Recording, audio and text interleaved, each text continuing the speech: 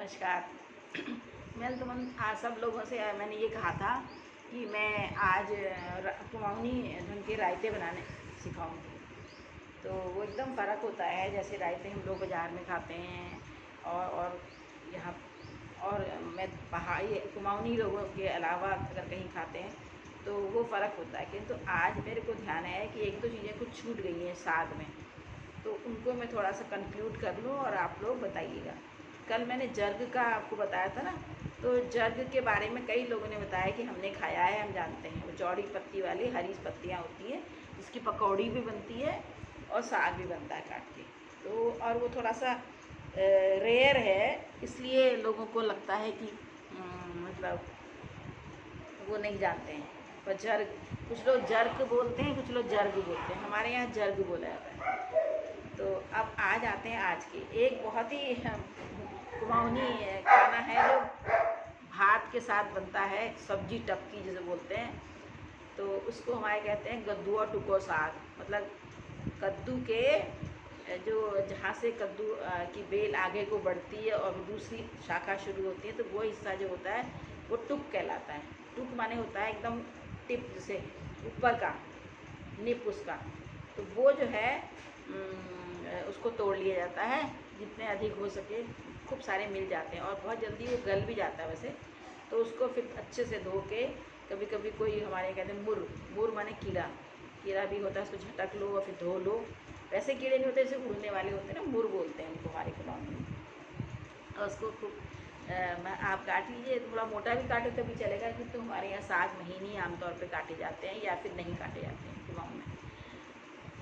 जो नहीं काटे जाते उनको मैंने बताया कि तिनड़ी बोल देते हैं। तो इसको काटते हैं, इसमें आप अगर कम लग रहा है, परिवार ज़्यादा है, आपके टुक कम है, तो इसमें आलू भी डाल दीजिए, नहीं तो ऐसे ही आप झमक दीजिए लोहे की कढ़ाई में। हल्दी, नमक, हींग, जीरा या कुछ जीरा न भी डालिए तो थोड़ा हींग डाल दीजिए। सरसों के तेल में इसको बनाइए और ये चावल के साथ खाने में बड़ा मज़ा आता है। अच्छा, हमारे यहाँ जो है, जैसे आप ये मैं आपने नोट किया होगा कि जितने भी पदार्थ मैं आपको बता रही हूँ, सब कई 2-3 होते हैं, उनको हाथ से खाने का ही अपना मज़ा होता है। जो हाथ से आदमी इंसान खाता है, अच्छे से हाथ धो लीजिए और खाइए। चम्मच से वो मज़ा नहीं आता, क्योंकि वो चम्मच से आप कितनी भी कोशिश करिए उतनी अच्छे से मिक्स नहीं हो पाता है। तो ये आप ध्यान रखिएगा, ऐसे अच्छा लगता है। इसके अलावा हमारे यहाँ एक साग और होता है जो कि होली के बाद पैदा होता है और यहाँ मार्केट में भी मिलता है। इसको हम लोग कहते हैं कुल्फ, और यहाँ प्लेन्स में कुल्फा बोलते हैं। थोड़े मोटे मोटे पत्ते होते हैं, लाल डंडी होती है और थोड़े इतनी छोटी छोटी पत्ते होते हैं, और थोड़ा सा उनका जो वो होता है मोटा होता है और मुलायम होता है काफ़ी, और हल्की सी खटास होती है खासकर उसकी डंडियों में। उसको भी अच्छे से धो के आप आलू डाल के हम लोग बनाते थे, और उसमें हमारी माँ, बाद में हम लोग लहसुन खाना शुरू कर दिया था, तो हम लोग लहसुन भी डाल देते थे उसमें। तो बड़ा टेस्टी बनता है, और वो होता है होलियों के बाद ही आएगा, और चंद दिनों के लिए ही आता है वो। 1 महीने के बाद आपको नहीं दिखाई देगा। थोड़ी फेजाइल टाइप की सब्जी होती है, घर में भी आप कुछ लोग बोलते हैं, और कुछ लोग कभी कभी कुल्फा अपने आप भी उगा हुआ मैंने देखा है अपने देहरादून के घर में। तो ये एक सब्जी बारी बच गई थी। इसके अलावा कोई बचा है कि नहीं बचा है, मैं बहुत सोच रही थी कि कहीं कुछ छूट ना गया हो। और ये सब देखिए, आपने देखा होगा हमारे जितने भी कुमाऊनी के खाने हैं उसमें कोई तामझाम नहीं है और ज़्यादा मसाले भी नहीं हैं, और बस मौसम के हिसाब से बनते हैं, तो इसलिए स्वास्थ्यवर्धक होना तो उनका लाजमी है, वो तो होगा ही। और इसके अलावा हमारे यहाँ जो खाना बनता है उसमें हमारे यहाँ थाली में थोड़ा सा ये अलग पत्ते में चटनी ज़रूर होती है, खट्टे। इसका भी मेरे को एक श्रृंखला बनानी, कौन कौन सी होती है। इसके अलावा एक सब्जी हमारी माँ ने, एक कुमाऊनी थी अल्मोड़ा की रहने वाली, वो लोग चौधरी सरनेम था उनका, जो शाह बनिए होते ना, तो उनसे हमारी माँ ने सीखा था। वो हमारे और कुमाऊनी घरों में बनता है नहीं बनता है मैंने जान लिया, तो वो बड़ी अच्छी लगती थी हम लोग को। कभी कभार माँ बनाती थी। उसमें ये करते हैं कि जितनी घर में आपके दालें हैं उन सबको थोड़ा थोड़ा लेके रात धो धा के रात में भिगो के रख देते हैं, और उसके बाद उसको थोड़ी सी मिर्च, जीरा, और इसके साथ अगर उसको पीस देते सिलबट्टे में। हमारी माँ तो मिक्सी हमारे यहाँ थी नहीं, आप मिक्सी में पीस के देखिए, मिक्सी में थोड़ा सा वो गीला हो जाता है। सिलबट्टे में अगर आप पीसेंगे तो वो वैसा गीला नहीं होता है। तो देख लीजिएगा, और अगर ज़्यादा गीला हो गया थोड़ा सा उसमें बेसन या आटा मिला दीजिएगा। तो बहुत गीला नहीं होना चाहिए। वो जो मिक्सचर है पिसा हुआ, उसमें आप कुछ हरे पत्ते भी डाल दीजिए, धनिया भी डाल दीजिए, अदरक डाल दीजिए।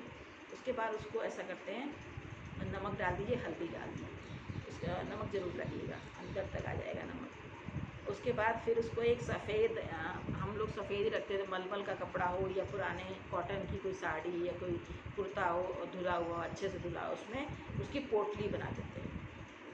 हमारे यहाँ पुंतुर कहते हैं उसको। उसकी पोटली बना के कस के बांध देते हैं, और इधर हम खूब पानी को खौलाते हैं खूब अच्छे से, और साफ़ पानी होना चाहिए क्योंकि वो बाद में इस्तेमाल भी होता है। तो उसके बाद फिर उसमें वो पोटली डाल दी जाती है, और काफ़ी देर उसको पकाते हैं, और थोड़ी देर में वो सख्त हो जाती है। 10-15 मिनट में तैयार हो जाती है। पर उसको फिर रख देते हैं, उसको पानी से निकाल के, जब आपको लगे कि पक गया है, पानी में ही मत रहने दीजिएगा क्योंकि फिर वो ठीक नहीं लगता।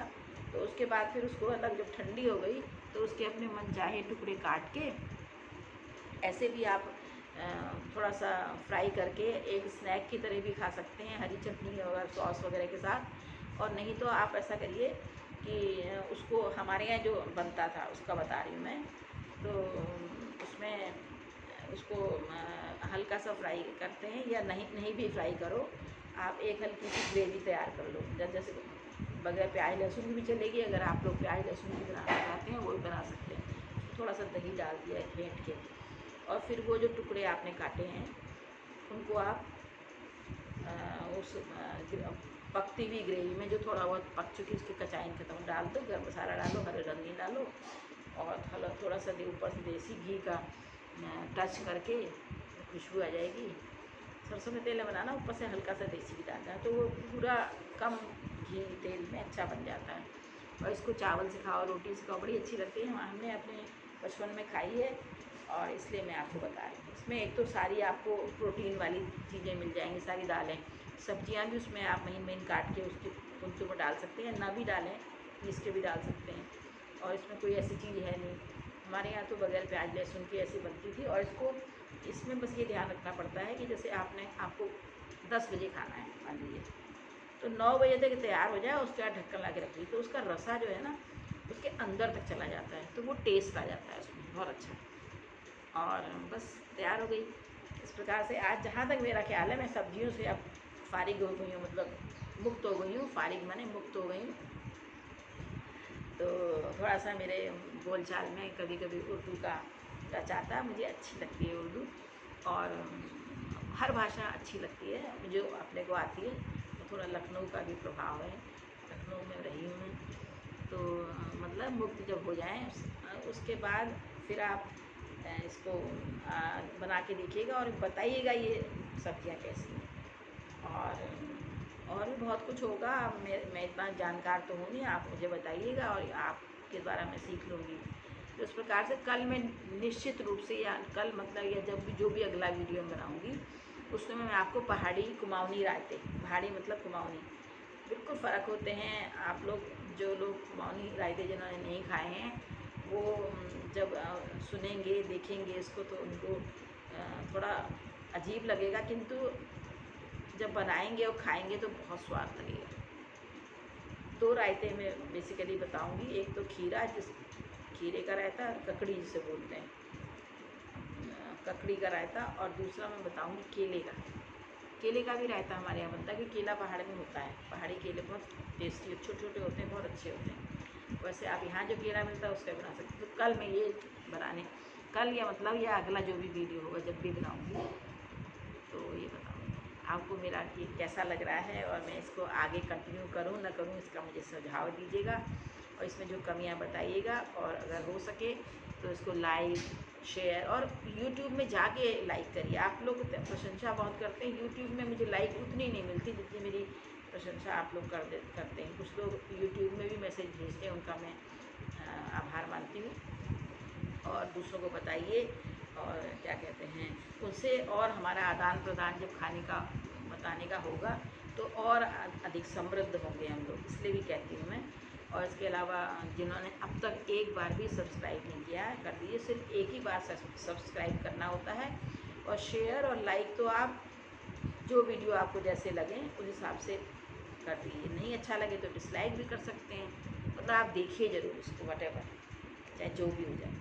तो इस प्रकार से आपका दिन शुभ हो, मंगलमय हो। आप मेरा कार्यक्रम देखें और मुझे सुझाव दें। बहुत बहुत आभार, धन्यवाद।